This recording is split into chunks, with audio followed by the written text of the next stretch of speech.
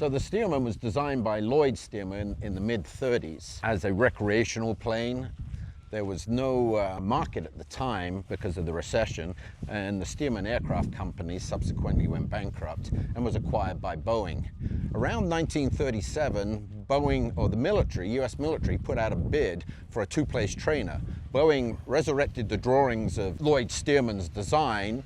They built a prototype, they won the contract, and the military ordered a couple hundred airframes. World War II started in 1939, and the military subsequently ordered about 10,000 airframes. So the numbers for the Stearman, and we call it the Stearman after Lloyd Stearman, but it's actually a Boeing Model 75. The production numbers run between 8,500 completed airframes and 10,000 airframes in parts. After the war, the planes were surplused, and a lot of them sold for pennies on a dollar, for $300 to $500, and became crop dusters. A lot of crop dusters removed the rather anemic 220 horsepower engine and put on the 450 horsepower Pratt & Whitney engine that we have on Tillie today. Tillie was a crop duster up in California up and through the mid-70s, and then later on she was converted back to a two-place trainer, and then in '95 she found her way to Florida and was restored to the condition that you see today. There's a couple of differences. The 985 Pratt & Whitney engine is on there along with a Hamilton standard controllable propeller. It's got a Beech 18 cowling that's been adapted for this airframe. Some wheel pants were put on and a headrest down the back of the fuselage, and of course this fancy paint job. The rest of the plane is pretty much stock as it came out of the factory in August of 1941. So now, were you did you do this completely by yourself, or did you have a whole team of people to do it? No. The plane was done in '95 in Florida. I purchased the plane in San Jose, California in 2017. In pretty much the condition that you see it. Okay. And maintenance-wise, so last year I remember, like when we went to start up the B-17, they had to do, like the propeller had to be turned in order to get the oil out so that it could start up? Yes, so being a radial engine, some of the cylinders are inverted and have a habit of collecting oil in them. So as a precaution, before you hit the starter on the first start of the day, you rotate the propeller through all 9 cylinders, ensuring that all cylinders are clear of oil and we don't get a hydraulic lock, which could be detrimental to the engine. Okay. We've already done that this morning, and the plane is pretty much warmed up, ready to go. Okay. Hank, you'll be flying in the front seat. Okay. And there's a particular way I'd like you to climb in. Okay. We can't step on any of the red and yellow because that is fabric over a wood structure. Okay. There's a black wing walk that's reinforced, and we can step on that. I see it. We have some leather coaming around the 2 cockpits.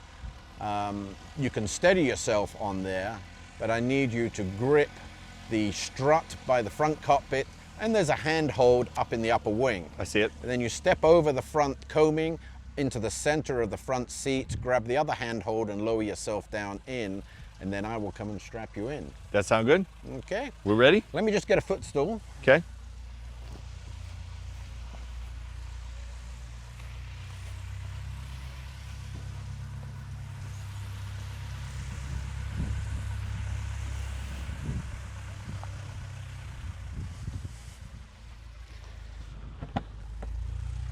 So we can hold on here. Okay. You can hold on there. Try not to put any weight. Well, I'm going to show you first. Try not to put in. I'm going to show you first. Okay, go ahead. Try not to put any weight on here because this is not really structural. Okay. So this bulkhead here, followed by this bulkhead here. Got it. And then push and pull yourself up. Grab the handhold. Brace your hand here. Step over. The other handhold. And then lower yourself down into the cockpit. I can do that. Okay, hands up here, step into the center of the seat, step over, brace, lean back, and then come on down. Alrighty. I can do that. Right here. Yep. Right here. Yep, and like I say, you can grab either the strut or the handhold, whichever, and then stand on the center of the seat. And then lower yourself down, put your feet on the 2 floorboards, left and right. And there you go. Yeah, not on the pedals, if you would, just flat on the floorboards. Right there? Yeah. Now we offer 2 rides. We offer a 30-minute hands-on flight, which gives you the opportunity to take the controls. That's a fairly low-level flight around Akron and the surrounding areas. Okay. Or we offer about a 30-minute aerobatic flight, where we put some parachutes on, we climb up, and we do some loops and rolls. Okay. If you could grab that seat belt on that side, that goes in there, and then push that down with a click. Okay, and draw that strap up. So today's flight is going to be the, you know what, can you grab that strap there and just tighten it up? You're looking for a there you go. Okay, that's it. That's it. You're going to pull that down like so. And then that one down so. Now, if you have to get out before me, okay, you pull that up, releases the harness, and you get out. Got it. Ordinarily, I'm going to come up here and help you out of the plane. Okay. There's a mirror up there. You can see me. I can see you. Okay. There's an intercom built into the headset so that we can talk.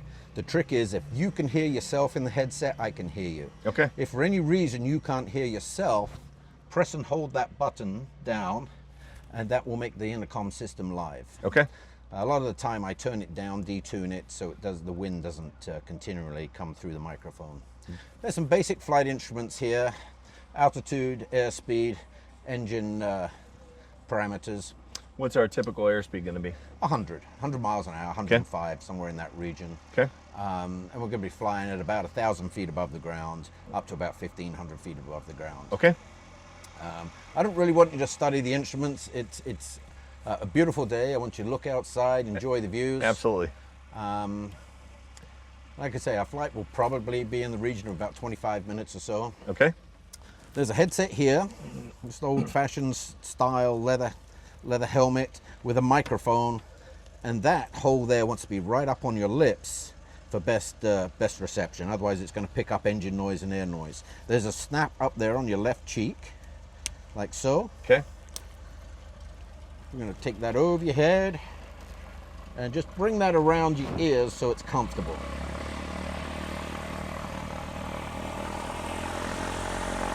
Okay. Okay, take the snap up.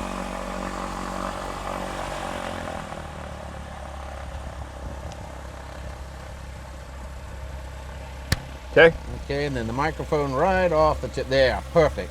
You want to slip your glasses on. And then I'm going to hop in the back, get suited up just like you, and we'll be on our way. That sounds great. Okay. All right, so you want it just like this? Yeah. Okay. Push that button to make it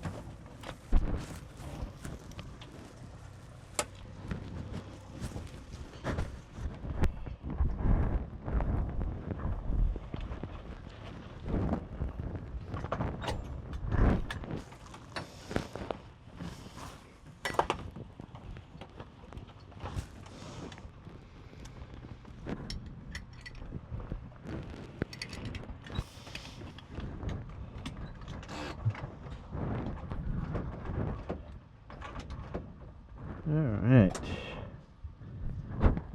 Well, clear.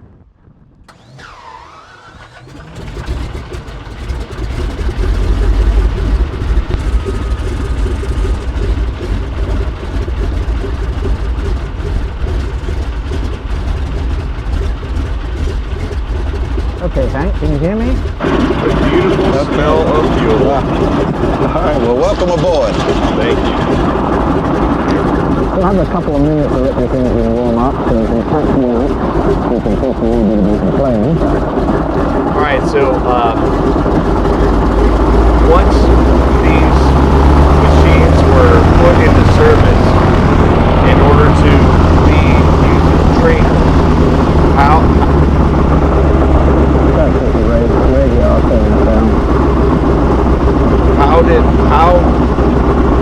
were these deployed, and then how were they decommissioned? Like, how did that work? Well, first off, the Army and all the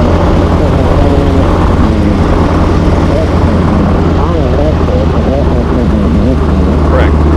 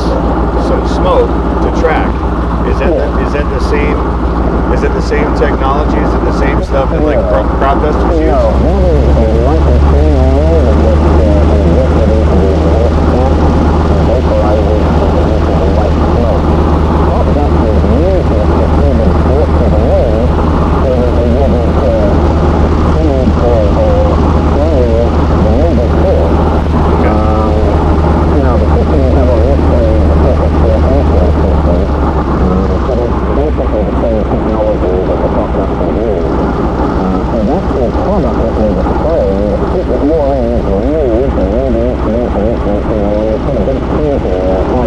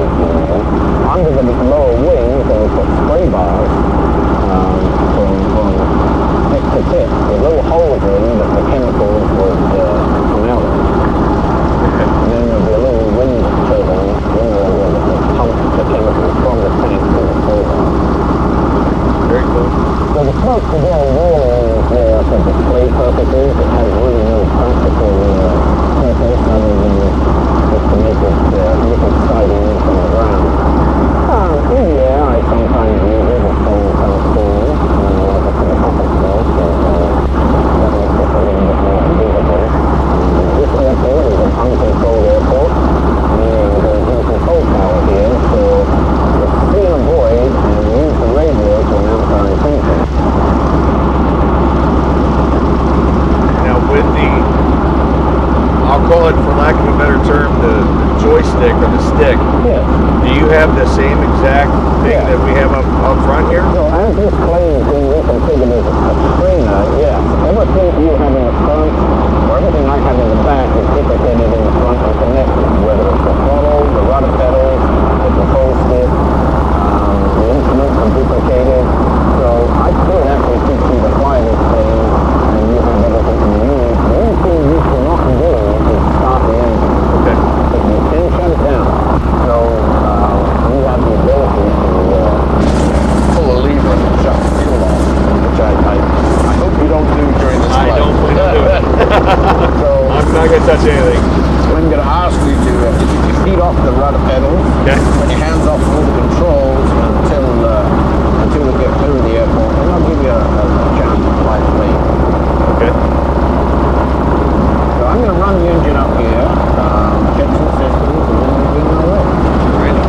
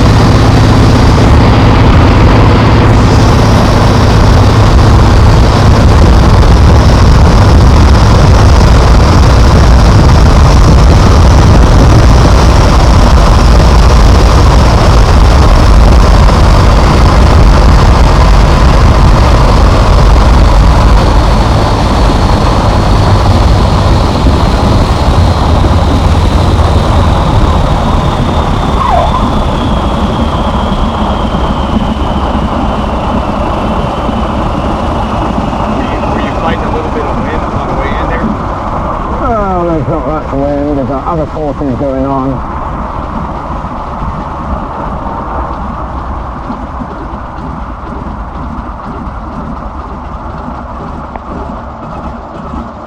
So with this big 9-foot propeller, we have torque, we have P-factor, and slipstream, spiraling slipstream. So every time you change the power setting, you're changing the torque. So as we add power, the nose wants to swing left, and you need right rudder. As you pull power out, the nose wants to swing right. Yeah. You also got a gyroscopic effect. So as you change the pitch of the plane wants to roll in the opposite direction. And then you've got whatever wind there is, and then you've got the spiraling slipstream that comes down and hits the side of the rudder and pushes the tail one way. So there's a lot going on as you make power changes. And you can feel the difference in the heat now. Oh yeah, yeah.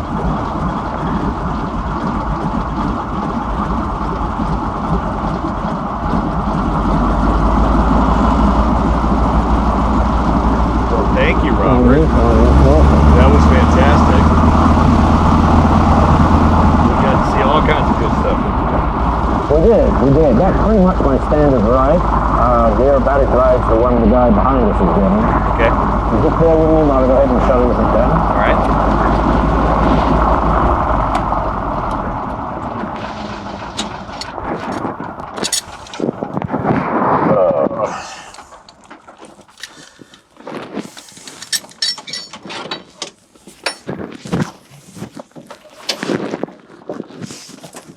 All right.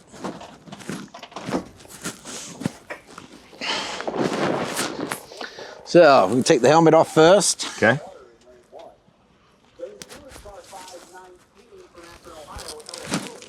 And then unhook right here. Yep. Let me just slide these down. All right. And that one there. And then we'll take that. That over there. Okay. Let me take this. That. Now. So I grab up here. Yep. And then stand on the center of the seat.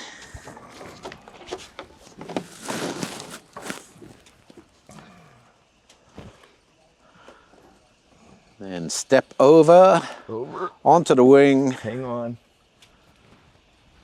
And then use these. Now, sides. do you need the foot? You need the footstool? No. No. Okay. Oh, good. All right. Oh, perfect. All right. That was fantastic. Thank you.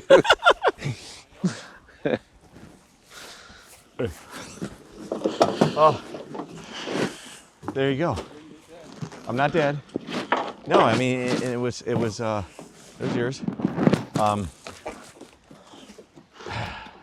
got to see a lot of stuff, and I got to fly a little bit. Did you?